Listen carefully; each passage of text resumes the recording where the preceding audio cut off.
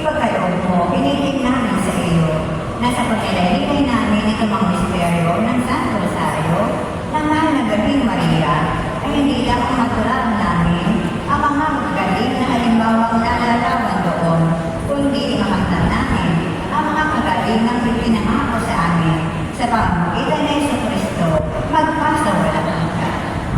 Sa ngalan ng Ama at ng Anak at ng Espiritu Santo. Amen.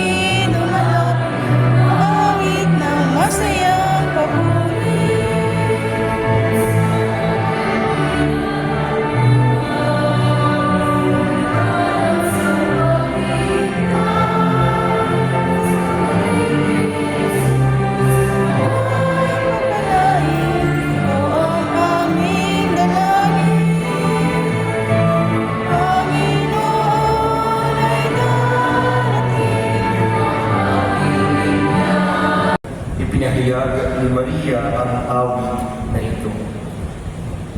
Ang puso ko'y nagpupuri sa Panginoon at nagagalak ang aking espiritu dahil sa Diyos na aking tagapagligtas.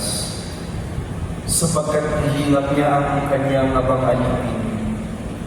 At mula ngayon ako'y tatawaging mapalad ng lahat ng saling-lahi. Dahil sa mga dakilang bagay na ginawa sa akin ng makapangyarihan, banal ang kanyang pangalan. Kinahabagan niya ang mga may takot sa kanya sa lahat ng saling lahi. Ipinakita niya ang lakas ng kanyang mga bisig. Pinangalan niya ang mga palalo ang isipan. Ibinagsak niya ang mga hari mula sa kanilang trono at inaas ang mga nasa abang kalagayan. Binusog niya ng mga mabubuting bagay ang mga nagugutom at pinalayas niyang wala ni anuman ang mga mayayaman. Tinulungan niya ang kanyang bayang Israel bilang pagtupad sa pangako niya sa ating mga magulang. Kay Abraham at sa kanyang lahi magpakilanman. Nanatili si Maria kina Elizabeth ng may 3 buwan at saka umuwi.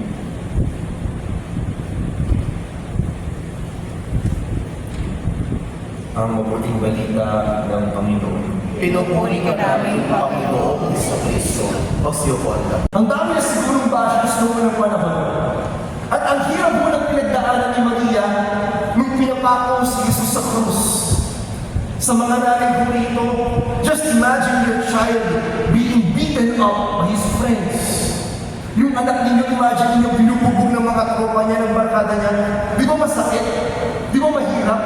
But she accepted it with a brave heart.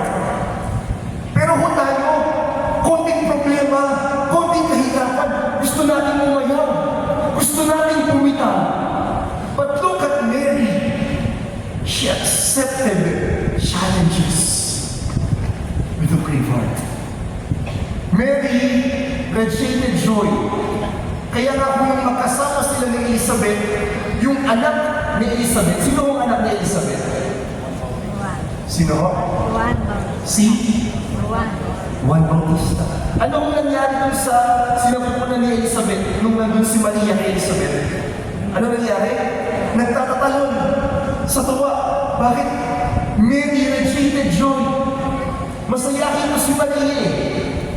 Pero aminin man po natin o hindi, marami nang maalis sa katolikong simbahan dahil sa mga paring masusungit, dahil sa mga nagsisimbang masusungit, dahil sa mga naglilingkod sa simbahan na masusungit.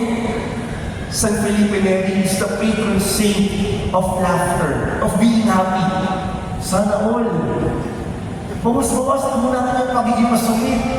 Yung tipong konting tanong lang, Mami, anong oras yung misa? Ay, ano, hindi ka nagbabasa. Andyan yung oras ng misa. Ang susungit mo natin. Bakit ho? Just like Mary, may we radiate joy. Just like Mary, may we yield to God. Ang sinasandalahan ng Holy Maria, si Jesus, ang Diyos. It's not always about her. It's always about God. It's always about Jesus. She yields to God. Ang sinasandalan niya ho ay ang Diyos.